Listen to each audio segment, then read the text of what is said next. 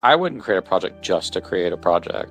The only reason I even did this one is because I feel like I have something and I feel like I'm watching everybody else fail over and over again with all the rugs, pump and dumps, scammers, people using bots on pre-sales, projects barely getting off before somebody dumps it.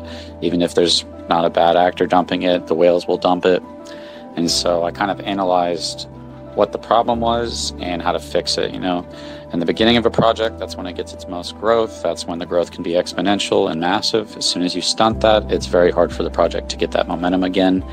And the problem that stunts that is the whales. As soon as the whales sell, they take all the value out of the liquidity pool. And so the value is in the liquidity pool. The liquidity pool is a wealth distribution mechanism that takes in native coin and sends out the tokens, and it does it in a pyramid-like structure.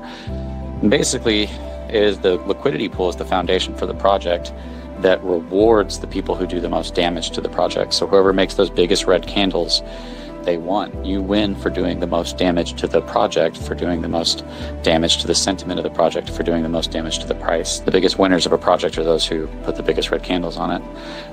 So I basically was like, let's fix the problem, which is the liquidity pool, which is a wealth distribution mechanism, with a secondary wealth distribution mechanism using tax tokenomics.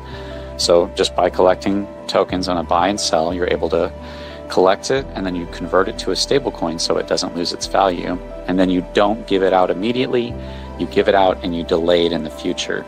In doing so, you're shifting sentiment, value, and belief in the project from the liquidity pool into the future, and you're stabilizing it by converting it to a stable coin so it can't go down.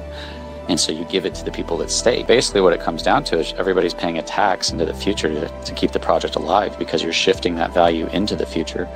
A certain percentage of buys and a certain percentage of sells are being shifted to the future. Everybody who leaves the project forfeits all the rewards they would have gotten, and they pay a tax into those rewards when they leave. So there's actually a positive whenever sells happen. There's a lot of ways to simply say it. Everybody's paying a tax to keep the project alive is one way to say it. The other way to say it is that we're taking from the people who usually destroy the project, and we're giving to the people who help keep it alive. Whoever holds the most tokens whenever the reward events happen, because the reward events happen every month, every 6 months, and every 12 months, and they only get bigger and bigger because the tax is structured that way. Whoever has the most tokens staked gets the most rewards. So you reward the people who actually keep the project alive the most. If you have the most tokens, you're helping the project and the sentiment the most by having those tokens, whether you bought them early or whether you bought them late. The fact that you're holding them, we should reward that. And so it shifts sentiment and belief into the future of the project that hopefully and ideally incentivizes the growth of the project, so that you create a tokenomics project that has volume that lasts more than a couple months, 3-4 months, and then the volume kind of dies down. Because if it follows the trend of the rewards, it should increase and get bigger and bigger. And so potentially with the price, the same thing. Instead of the price dying, because the rewards can get so big, hopefully the goal is that the price will just keep going up into the control event, which is the 12-month event. There's so many amazing things about this. I could talk about it forever, but the last thing I'll say on this, because this is a lot to try to ingest at once, is those rewards are permanent. They can't go down. So as long as whatever volume we get, it immediately establishes value in the future that can't go down until it's distributed.